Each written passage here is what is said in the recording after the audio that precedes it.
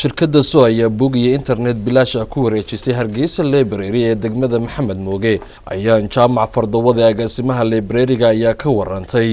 library-gan iyo qiimaha uu leeyahay ardayda degan degmadani Maxamed Mooge waxay sidoo kalena sheegtay inay baahi weyn u qabeen inay helaan internet ee ardaydu wax ku akhristaan waxna ka baadhaan waxaanay u mahadnaqday shirkadda soo ee internetkani ugu deeqday library-ga iyo buugaagtani ay qoreen qaar ka mid ah qoraayada reer Somaliland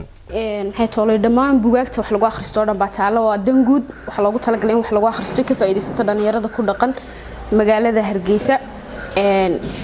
oo ay uga faa'iideystaan waxbarashadooda iyo cilmigooda taasoo aad ka helaysid buugaag tiro badan oo aan maanta la soo koobi karahayn doo xadeeq buugaaga guddoonsiiyay Hargeysa Public Library iyo internet free ah ba shirkadda soo ama Sam Cable walaalkeen Cabdirasaaq Xasan Rakuub kaasoo ah madaxa xiriirka dadweynaha shirkadda Sam Cable waan u mahad celinaynaa waxaan leenahay waad mahadsan tahay baahi badan bay u qabeen internetka oo maanta wixii aad ka weydo buugga waxaad ka baadhaysay Google-ka kale taasoo kale maxay toolay internet free loo keenay ka faa'iideysan karaan channels aad u badan weeyaan Cabdirasaaq Cabdiraxmaan Xasan Rakuub madaxa xiriirka bulshada ee shirkadda soo iyo Sam Cable oo deeqdani buugaagta isagu ku wareejiyay iyo internetkani bilaashka ah library-gan ayaa ka waramay doorka shirkaddu ee bulshada Somaliland iyo wax ku celintooda sheegayna adeegyo gaar ah in shirkadda soo u sameysay ardayda Jamhuuriyadda Somaliland oo qiimo jaban ku helayaan ardayda inaanu il gaar ah u yeelanaana waa waajibiyadana saaran library-gan markaanu aragnay degmada Maxamuud Haybe oo ku yaalo u dhaxeeyo dugsiga sare ee Maxamuud Axmed Cali iyo jaamacadda Edna Aadan oo number badan oo arday ku xidhan yihiin waxaanu garawsiyanay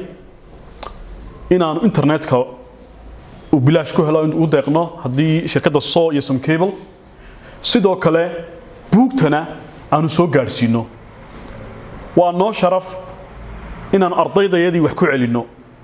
inaanu ardaydayadii ugu deeqno ugu horeyn siyaasadda nooga dejisan inaanu buug iibsanaa waxa weeye in aanu dhiirigelino qoraaga si uu helo suuq ka iibsada buugtii deeta mar labaad uu soo maaxdo siyaasadda labaadna waxa weeye in aanu meelaha public ah ee library-gani ka mid yahay ee maktabadaha akhriska ah aanu ugu deeqno si lacag la'aan ah si ardayda iyo akhristayaashu uga faa'iideystaan buugta student balan waxa weeye in ardaygu helo internet uga jaban internetka suuqa kale oo xawaarihiisuna ka fiican yahay qiimahaana uu ku heli karo isagoo device mar walba maxay ahaydey 4G uu istaba wadi karo oo suuqii maxay ahaydey uga jabnaanaya inta saanu qofka kale u qiibino ama guriyahaanu siino inuu maxay ahaydey student balan marka ardayda meesha ku xidhanna taa waan ugu bishaareynaya Mubarak Cabdullaahi Warsame oo ka mid ah ardayda ku xidhan library-gan ee wax ku akhrista ayaa isna dhankiisa bogaadiyay shirkadda Sam Cable iyo sida ay library-gan ugu baahnaa inay helaan internet ay buugaagta ka raadiyaan aan goobtani oolin sidoo kalena waxa uu ammaan u soo jeediyay asaasayaasha library-gan ee degmadani u sameeyay maadaama uu yahay library-gan ka kaliya ee degmada Maxamed Mooge leedahay